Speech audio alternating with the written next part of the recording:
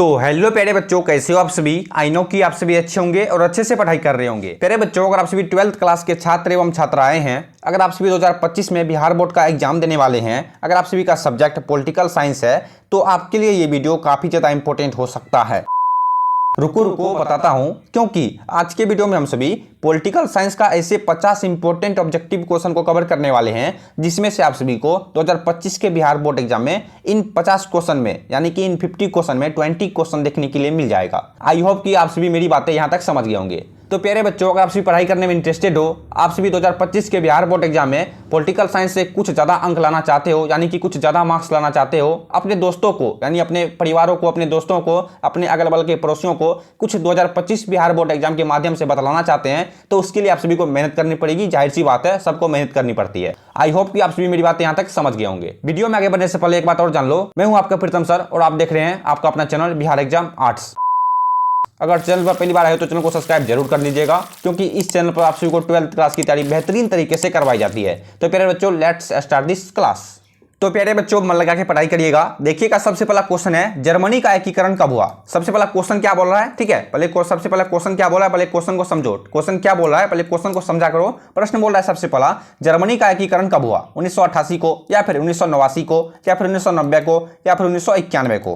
बता सकते हो इस क्वेश्चन का परफेक्ट आंसर क्या हो सकता है। पहले प्रश्न को समझो, जर्मनी का एकीकरण कब हुआ। जर्मनी का एकीकरण कब हुआ। जितने बच्चे ऑप्शन नंबर सी बता रहे हो 1990, सबका करेक्ट आंसर है, यानी कि परफेक्ट आंसर है, ठीक है। एक का perfect answer option number C 1990। Germany का एकीकरण कब हुआ था। जर्मनी का एकीकरण 1990 ईस्वी को हुआ था। सारे बच्चे को याद हो गया। अब देखना 2 नंबर में क्या प्रश्न, एकदम धीरे धीरे, ठीक है, एकदम ठेठी भाषा में, अपने भाई की तरह से पढ़ाई करेंगे, दोस्तों की तरह पढ़ाई करेंगे, ताकि सारे क्वेश्चन सारे बच्चे को दिमाग में फिट हो सके, एक बार में चुटकी मारने के बावजूद दिमाग में फिट हो जाए, ठीक है। एकदम दोस्तों की तरह पढ़ाई करो। अब देखना 2 नंबर में क्वेश्चन है, संयुक्त राज्य अमेरिका में कुल कितने राज्य हैं। एक मिनट थोड़ा सा मिस्टेक हो रहा है मेरे से, थोड़ा सा टच ऑफ हो गया, ठीक है। थोड़ा सा लाइट यहाँ का ऑफ हो गया, मैं थोड़ा सा लाइट को ऑन कर देता हूँ, ठीक है।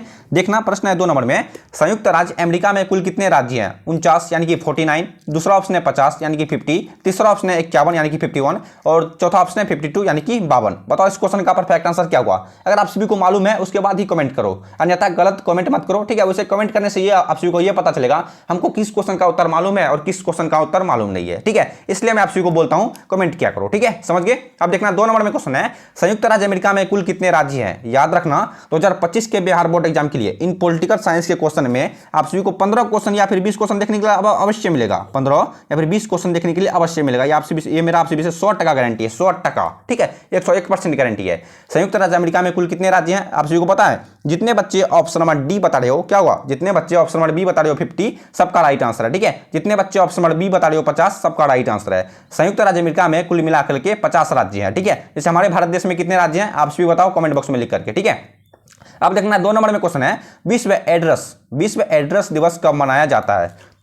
प्रश्न क्या बोल रहा है, प्रश्न बोल रहा है विश्व एड्रेस दिवस कब मनाया जाता है। जितने बच्चे ऑप्शन नंबर ए बता रहे हो 1 दिसंबर को, सबका करेक्ट आंसर है, ठीक है। विश्व एड्रेस दिवस 1 दिसंबर को मनाया जाता है, ठीक है। आई होप कि आप सभी को यहां तक क्वेश्चन याद हो गया होगा। अगर आप सभी को आज के क्लास में मजा आ रहा है तो वीडियो को लाइक कर दो, और चैनल पर पहली बार आए तो चैनल को सब्सक्राइब जरूर से जरूर कर लेना, ठीक है। विश्व एड्रेस दिवस 1 दिसंबर को मनाया जाता है, ठीक है। अब बढ़ते हैं सभी 4 नंबर की क्वेश्चन करो, ठीक है। ध्यान से देखना, एकदम धीरे धीरे, ठीक है, एकदम धीरे धीरे क्वेश्चन को देखना, एकदम इजी भाषा में समझेगी, एकदम ठेठी भाषा में, ठीक है। तो मतलब लाइट ऑफ हो जाता है यार। अब देखना एक मिनट, 4 नंबर में क्वेश्चन है, प्रथम कूटनिरपेक्ष सम्मेलन के अध्यक्ष कौन थे। प्रश्न बोल रहा है प्रथम कूटनिरपेक्ष सम्मेलन के अध्यक्ष कौन थे। बताओ, जवाहरलाल नेहरू, या फिर अब्दुल नासिर, या फिर मार्शल टीटो, या फिर सुभाष चंद्र बोस। बताओ इस क्वेश्चन का परफेक्ट आंसर क्या होगा। प्रथम गुटनिरपेक्ष सम्मेलन के अध्यक्ष कौन थे। 4 का परफेक्ट आंसर, जितने बच्चे ऑप्शन नंबर सी बता रहे हो मार्शल टीटो, सबका करेक्ट आंसर है, ठीक है। एकदम धीरे धीरे 4 का right answer option number C Marshal Tito हो जाएगा, ठीक है। प्रथम गुटनिरपेक्ष सम्मेलन के अध्यक्ष कौन थे, मार्शल टीटो, ठीक है। 4 का correct answer option number C. अब देखना 5 नंबर में क्वेश्चन है, संयुक्त राष्ट्रीय संघ के कितने अंग है। प्रश्न बोल रहा है संयुक्त राष्ट्रीय संघ के कितने अंग है। एकदम धीरे धीरे, ठीक है, ध्यान से क्वेश्चन को सोचो, दिमाग में फिट होता है या फिर नहीं, मुझे कमेंट बॉक्स में लिख के बताओ, यस और नो में कमेंट बॉक्स में लिख के बता देना, ठीक है। और अपने दोस्तों को टैग करो, यानी कि अपने दोस्तों के पास शेयर करो सारे क्वेश्चन को, ताकि उनका भी कुछ फायदा हो सके। अपना भलाई सोचोगे तो आप सभी का भलाई कभी नहीं होगा, ठीक है। अगर आप सभी दूसरे का बुराई सोचोगे तो आपका भलाई कभी नहीं होगा। दूसरे का भलाई सोचो, भगवान ऑटोमेटिक आप सभी का भलाई कर देगा, ठीक है। प्रश्न 5 नंबर में, संयुक्त राष्ट्र संघ के कितने अंग है। 2, 3, 5 या फिर 6। बताओ 5 का राइट आंसर क्या होगा? बताओ, जल्दी सोच के बताओ, मैं थोड़ा सा 1 मिनट काम कर रहा हूँ, ठीक है। 5 का परफेक्ट आंसर क्या सोचे आप सभी? जितने बच्चे ऑप्शन नंबर डी बता रहे हो 6, सबका राइट आंसर है, ठीक है। संयुक्त राष्ट्र संघ के कितने अंग हैं? Option number D right answer है 6, ठीक है। अब बढ़ते हैं सभी 6 नंबर की क्वेश्चन करो, ठीक है। ध्यान से देखिएगा, क्वेश्चन है अखिल भारतीय किसान कांग्रेस की स्थापना किसने की? प्रश्न बोल रहा है अखिल भारतीय किसान कांग्रेस की स्थापना किसने की? जवाहरलाल नेहरू ने या फिर शाहजानंद, ठीक है, शाहजानंद सरस्वती। तीसरा ऑप्शन है सरदार पटेल। चौथा ऑप्शन है चौधरी चरण सिंह। आप सभी को पता है इस क्वेश्चन का परफेक्ट आंसर क्या होगा? सारे क्वेश्चन 2025 बिहार बोर्ड एग्जाम के लिए बहुत ज्यादा वीवीआई क्वेश्चन है, ठीक है। लिखने में यहाँ पर थोड़ा सा नहीं बन रहा है, ठीक है, लेकिन सारे क्वेश्चन वीवीआई क्वेश्चन है। अखिल भारतीय किसान कांग्रेस की स्थापना किसने की? जितने बच्चे ऑप्शन नंबर बी बता रहे हो सदानंद सरस्वती, सबका राइट आंसर है, ठीक है। 6 का right answer option number D, जितने भी बच्चे बता रहे हो सबका करेक्ट आंसर हो जाएगा, ठीक है। 1 मिनट, थोड़ा सा लाइट ऑफ हो जाता है, ठीक है, जिसके कारण हमको देखने में दिक्कत हो जाती है। 1 मिनट सही कर लेता हूं। हाँ, 6 का राइट आंसर क्या होगा? 6 का perfect answer option number B Sahajanand Saraswati हो जाएगा, ठीक है। अब देखना 7 नंबर में क्वेश्चन है मेक मोहन रेखा कहां पर है? ये लो, ये सब क्वेश्चन इतना ज्यादा वीवीआई क्वेश्चन है, याद रखना, ठीक है। मैं इस बात को बाद में आप सभी को एक्सप्लेन कर नहीं बता सकता कितना ज्यादा वीवीआई क्वेश्चन है। प्रश्न बोल रहा है मेक मोहन रेखा कहां है? जम्मू कश्मीर में, अरुणाचल प्रदेश में, उत्तर प्रदेश में। चौथा ऑप्शन कुछ होगा, लेकिन इस क्वेश्चन का परफेक्ट आंसर इन तीनों ऑप्शन में ही छिपा हुआ है, ठीक है। मेक मोहन रेखा कहां पर है? आप सभी बताओ। जितने बच्चे ऑप्शन नंबर बी बता रहे हो अरुणाचल प्रदेश, सबका राइट आंसर है, ठीक है। मेक मोहन रेखा अरुणाचल प्रदेश में स्थित है, ठीक है। अब देखना 8 नंबर में क्या क्वेश्चन है, ध्यान से देखना। देखो, चौथा ऑप्शन था असम में। 8 नंबर में क्वेश्चन है शीत युद्ध के दौरान जर्मनी का एकीकरण कब हुआ? ये सब क्वेश्चन बहुत ज्यादा वीवीआई क्वेश्चन है, बहुत ज्यादा, मतलब समझे, बहुत ज्यादा, मतलब आप एग्जांपल तौर पे मैं बताना चाहता हूं। जैसे आप सभी, अगर आप सभी खाते हो 2 प्लेट चावल, अगर आप सभी 4 प्लेट चावल खा लोगे तो कितना ज्यादा हो गया? हद से ज्यादा हो गया ना, वही क्वेश्चन हुआ। इतना ज्यादा वीवीआई क्वेश्चन है कि कोई आप सभी को बता नहीं सकता, और मैं भी नहीं बता सकता कितना ज्यादा वीवीआई क्वेश्चन है। प्रश्न 8 नंबर में शीत युद्ध के दौरान जर्मनी का एकीकरण कब हुआ? 1989, 1990, 1991, 1992। आप सभी को हूबहू एग्जाम में यही सब क्वेश्चन पूछेगा, घुमा फिरा के यही सब क्वेश्चन पूछेगा आप सभी को फाइनल एग्जाम में भी, टेस्ट एग्जाम में भी, ठीक है। टेस्ट एग्जाम में तो से कुछ पूछ लेता है कहीं से क्वेश्चन लेकर के, लेकिन एग्जाम में आप सभी को यही सब क्वेश्चन पूछेगा, उल्टा पुल्टा के क्वेश्चन पूछेगा, ठीक है। इसलिए बोलता हूं ध्यान से देखा करो, ठीक है। खैर, जिसको पढ़ने का मन है पढ़ेगा, जिसको नहीं पढ़ने का मन है जाके भैंस चराओ, कुछ करो, हमको उनसे क्या मतलब, ठीक है। शीत युद्ध के दौरान जर्मनी का एकीकरण कब हुआ? जितने बच्चे ऑप्शन नंबर बी बता रहे 1990, सबका करेक्ट आंसर है, ठीक है। 1 मिनट, थोड़ा सा मिस्टेक हो रहा है। जितने बच्चे 8 का ऑप्शन नंबर बी बता रहे 1990, सबका राइट आंसर हो जाएगा, ठीक है। अब देखना धीरे धीरे। अब देखो 9 नंबर में क्वेश्चन है किस वर्ष एनएटीओ की स्थापना की? ठीक है, किस वर्ष एनएटीओ की स्थापना की? 1947, 1948, 1949 या फिर 1950? ठीक है, बताओ 9 का करेक्ट आंसर क्या होगा? किस वर्ष एनएटीओ की स्थापना की? आप सभी बताओ कमेंट बॉक्स में लिख करके। एनएटीओ का फुल फॉर्म क्या होता है? जितने बच्चे ऑप्शन नंबर सी बता रहे 1949, सबका राइट आंसर है, ठीक है। 9 का correct answer option number C 1949। आप सभी को बताना है एनएटीओ की स्थापना किस, सॉरी एनएटीओ का फुल फॉर्म क्या होता है? आप सभी बताओ कमेंट बॉक्स में लिख करके, ठीक है। तब तक हम सभी आगे बढ़ते हैं, आप सभी सोच के बता देना।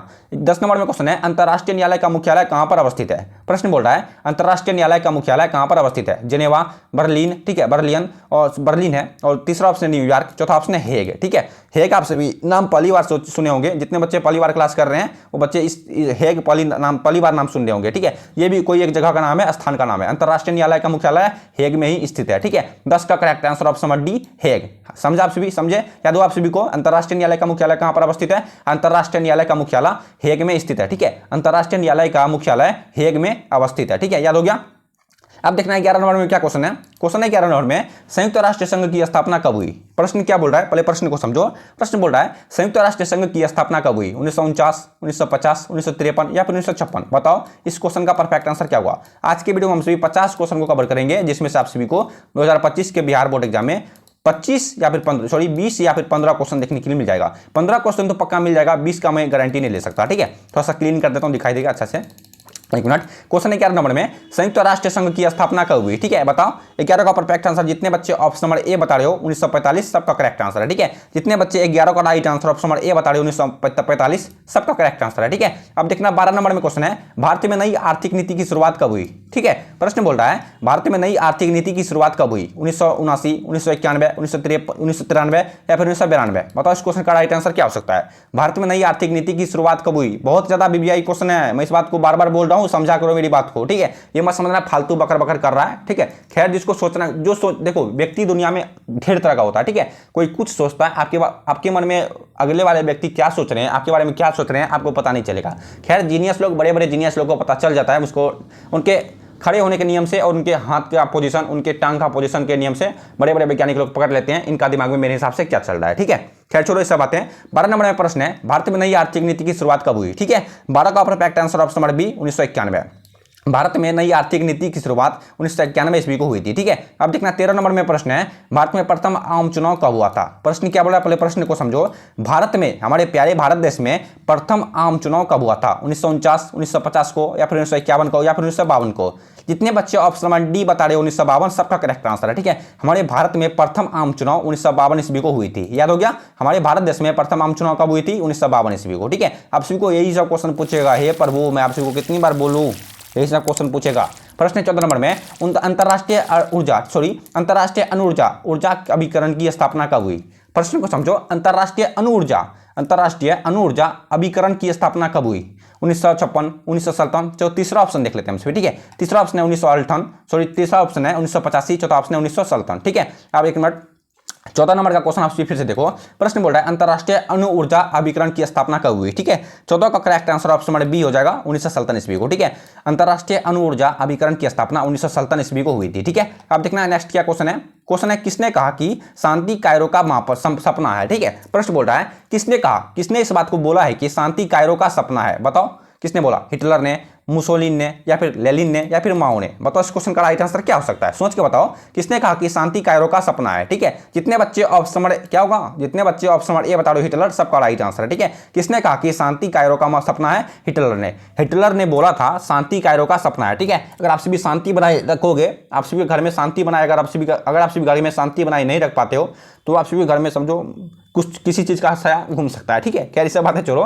किसने कहा कि शांति कायरो का सपना है? हिटलर ने बोला था इस बात को। ठीक है, अब देखना 16 नंबर में क्वेश्चन है, उसे शांति बनाए रखनी चाहिए। ठीक है, अगर कहीं भी आप बैठते हो, अपने दोस्तों के साथ बैठते हो, लफुआ वफा दोस्तों के साथ मत करो। ठीक है, लफुआ वफा दोस्तों के साथ संगति मत करो, अच्छे व्यक्ति से संगत करो जो आप सभी को कुछ ज्ञान की बातें बता सकते हैं, कैसे अपने घर में उजागर कर सकते हो, कैसे आप सभी मोटा पैसा छाप सकते हो, इसी तरह से। ठीक है, जो अच्छे से व्यक्ति होते हैं उससे दोस्ती क्या करो। क्वेश्चन है 16 नंबर में, विकेंद्रीकरण किस शासन की विशेषता है? प्रश्न बोल रहा है, विकेंद्रीकरण किस शासन की विशेषता है? एकात्मक शासन, संज्ञात्मक शासन, या फिर सैनिक शासन, या फिर राजतंत्र शासन? ठीक है, मतलब 16 का परफेक्ट आंसर क्या होगा? विकेंद्रीकरण की शासन की विशेषता है। ठीक है, प्रश्न बोल रहा है विकेंद्रीकरण की शासन की विशेषता है। ठीक है, देखो मैं किसी भी क्वेश्चन को 2-4 बार रिपीट करके बोलता हूं, इसका रीजन क्या है आप सभी को पता है? इसका रीजन यह है कि मैं चाहता हूं कि जिस बच्चे को पढ़ने का साफे मन नहीं होता, ठीक है, जो बच्चे मिस्टेक से इस वीडियो पे क्लिक कर दिए हो, उसको भी क्वेश्चन याद हो जाए, ताकि मैं 3-4 बार बोलूं तो उसको रट आ जाए। ठीक है, जिस तरह से उसको सनफिक्स सिगरेट याद हो जाता है, ठीक उसी तरह से इस क्वेश्चन भी उसको ये सारे क्वेश्चन उनको याद हो जाए। ठीक है,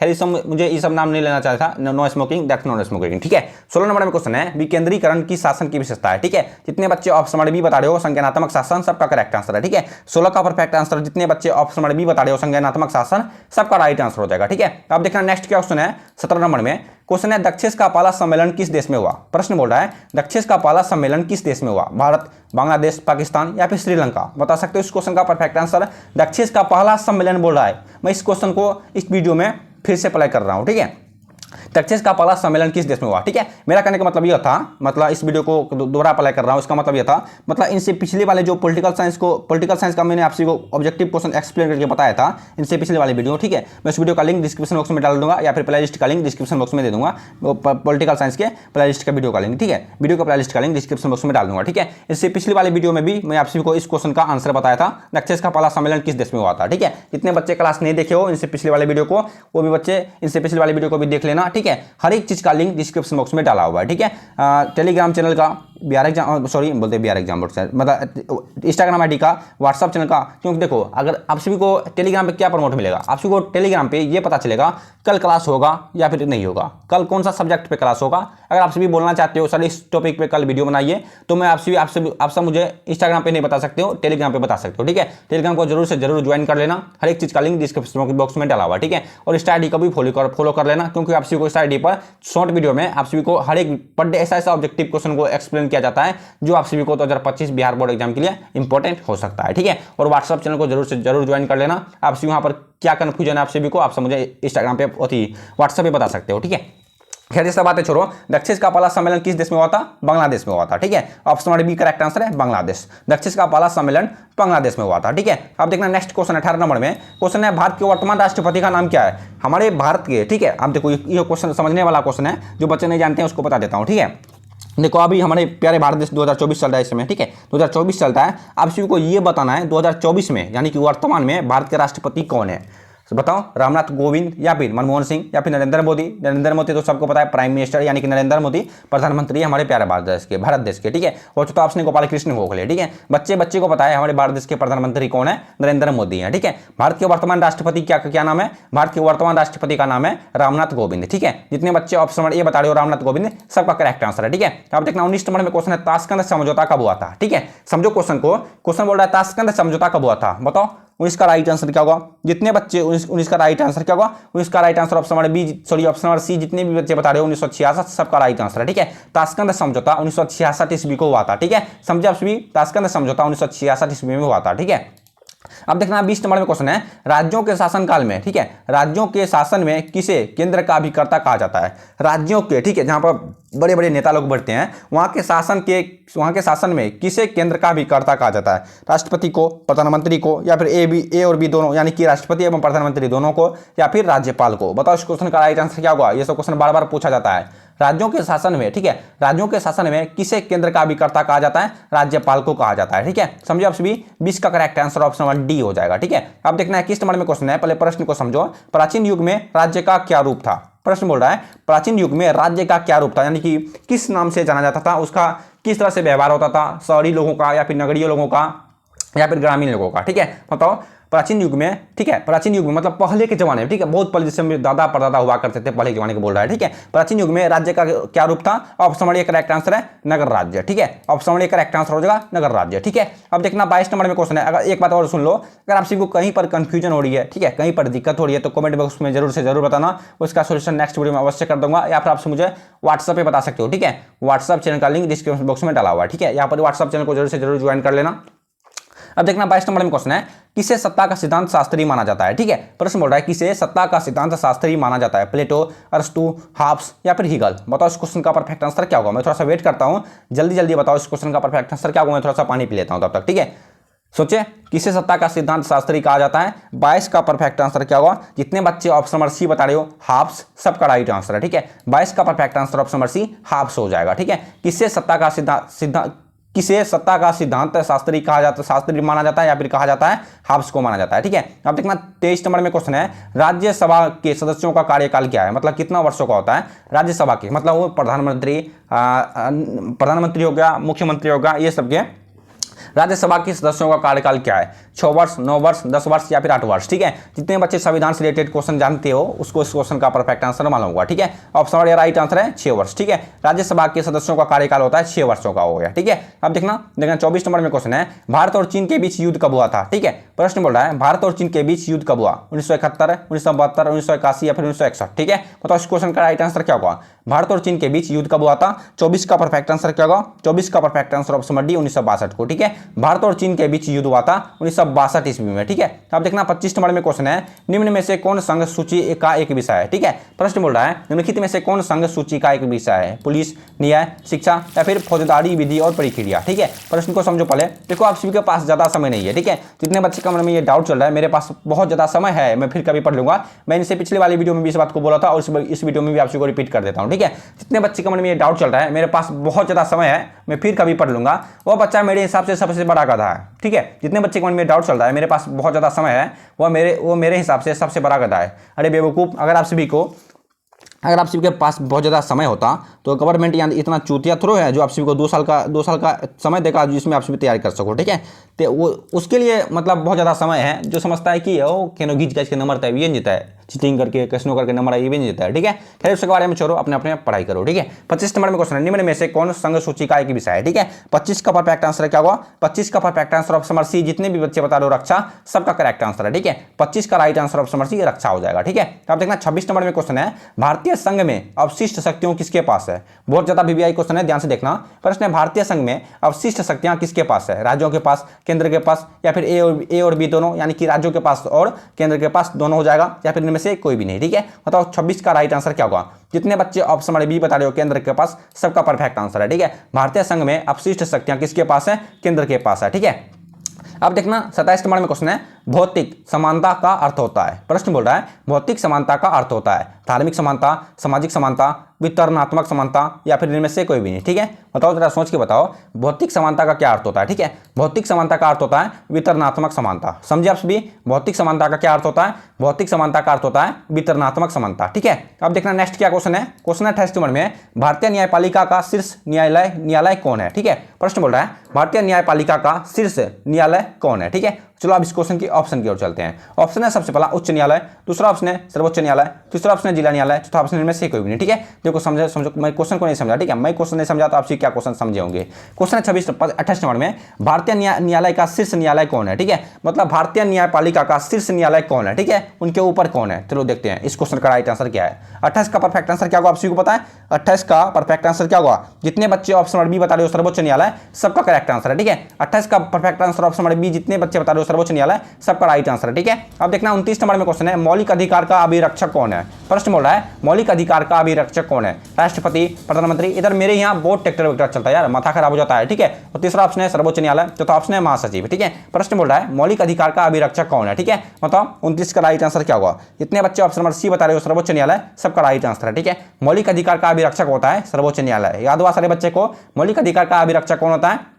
मौलिक अधिकार का अभिरक्षक होता है सर्वोच्च न्यायालय। ठीक है, अब देखना नेक्स्ट क्या क्वेश्चन है 30 नंबर में। 30 नंबर में क्वेश्चन है एक साल में विधानसभा के कितने अधिवेशन आवश्यक हैं? ठीक है, एक साल में विधानसभा के कितने अधिवेशन आवश्यक है? ठीक है, पूरे एक साल में विधानसभा को कितने अधिवेशन की आवश्यकता होती है, आप सभी को ये बताना है। ठीक है, इस क्वेश्चन का साफ साफ कहने का मतलब है, देखो ये क्वेश्चन जो जिस तरह से आप सभी को यहाँ पर लिखा हुआ दिखाई दे रहा है, ये सारी किताबी भाषा में लिखा हुआ है। ठीक है, मैं आप सभी को अपनी भाषा में बताता हूँ, अपनी भाषा में एक्सप्लेन करके बताता हूँ। ठीक है, बस यही डिफरेंस, यही टीचर का, हर एक टीचर का यही डिफरेंस होता है। ठीक है, 30 नंबर में क्वेश्चन है एक साल में विधानसभा को कितने अधिवेशन की आवश्यकता होती है? 2 अधिवेशन, 3 अधिवेशन, या फिर 4 अधिवेशन, या फिर इनमें से कोई भी नहीं। ठीक है, बताओ 30 का राइट आंसर क्या हुआ? जितने बच्चे ऑप्शन नंबर ए बता रहे हो 2 अधिवेशन, सबका राइट आंसर है। ठीक है, एक साल में विधानसभा को 2 अधिवेशन की आवश्यकता होती है। ठीक है, याद हो गया? अब देखना 31 नंबर में क्या क्वेश्चन है। क्वेश्चन है 31 नंबर में किसने कहा स्वतंत्रता हमारा जन्मसिद्ध अधिकार है? प्रश्न बोल रहा है, ध्यान से देखो, एकदम धीरे धीरे। ठीक है, मैं थोड़ा सा स्पीड में बोल रहा हूँ ताकि देखो मैं ऐसा बात नहीं है मैं आप सभी को सिर्फ ऑनलाइन पढ़ाता हूँ। ठीक है, मेरे घर पे 10-15 विद्यार्थी ऐसे हैं जो ऑफलाइन पढ़ते हैं, 12th क्लास के विद्यार्थी और 2-4 बच्चे हैं। ठीक है, 31 नंबर में क्वेश्चन है किसने कहा स्वतंत्रता हमारा जन्मसिद्ध अधिकार है? सरदार पटेल, भगत सिंह, बाल गंगाधर तिलक, या फिर चंद्रशेखर आजाद? ठीक है, जितने बच्चे ऑप्शन नंबर सी बता रहे हो बाल गंगाधर तिलक, सबका राइट आंसर है। ठीक है, किसने कहा स्वतंत्रता हमारा जन्मसिद्ध अधिकार है? Option number C right answer है, बाल गंगाधर तिलक। ठीक है, अब देखना 32 नंबर में क्वेश्चन है भारतीय संसद का दूसरा नाम क्या है? ठीक है, प्रश्न बोल रहा है भारतीय संसद का दूसरा नाम क्या है? लोकसभा, राज्यसभा, या फिर विधानसभा, या फिर सर्वोच्च न्यायालय? ठीक है, बताओ 32 का राइट आंसर क्या होगा? प्रश्न बोल रहा है भारतीय संसद का दूसरा नाम क्या है? ठीक है, 32 का करेक्ट आंसर, जितने बच्चे ऑप्शन नंबर बी बता रहे हो राज्यसभा, सबका राइट आंसर है। ठीक है, भारतीय संसद को हम सभी दूसरा नाम से, यानी कि उनके उच्च न्यायालय उनके ऊपर जो है, ये बोल रहा है उनके ऊपर जो है वही बोल रहा है। भारतीय संसद का दूसरा नाम है राज्यसभा। ठीक है, याद हो गया? अब देखना 33 नंबर में क्या क्वेश्चन है। क्वेश्चन है लोकसभा में बिहार के सांसदों की संख्या कितनी है? प्रश्न बोल रहा है लोकसभा में बिहार के सांसदों की संख्या कितनी है? 40, 85, 13 या फिर 25? बताओ जरा सोच के बताओ, लोकसभा में बिहार के सांसदों की संख्या कितनी है? ठीक है, 33 का परफेक्ट आंसर ऑप्शन नंबर 40। ठीक है, जितने बच्चे ऑप्शन नंबर ए बता रहे हो 40, सबका राइट आंसर है। ठीक है, लोकसभा में बिहार के सांसदों की संख्या 40 है। ठीक है, अब देखना 34 नंबर, 1 मिनट, 34 नंबर में क्वेश्चन है, 1 मिनट देखना, 34 नंबर में क्वेश्चन है विधान परिषद में अध्यक्षों को क्या कहा जाता है? ठीक है, सोच के बताओ, विधान परिषद में अध्यक्षों को क्या कहता है? सभापति, अध्यक्ष, प्रधान, या फिर मुखिया? बताओ, विधान परिषद के अध्यक्ष को क्या कहा जाता है? ठीक है, ये बोल रहा है विधान परिषद के अध्यक्ष को क्या कहा जाता है? ठीक है, 34 का perfect answer option number A सभापति। ठीक है, विधान परिषद के अध्यक्ष को सभापति बोला जाता है। ठीक है, याद हो आप सभी को, विधान परिषद के अध्यक्ष को सभापति बोला जाता है। ठीक है, अब देखना 35 नंबर में क्या क्वेश्चन है।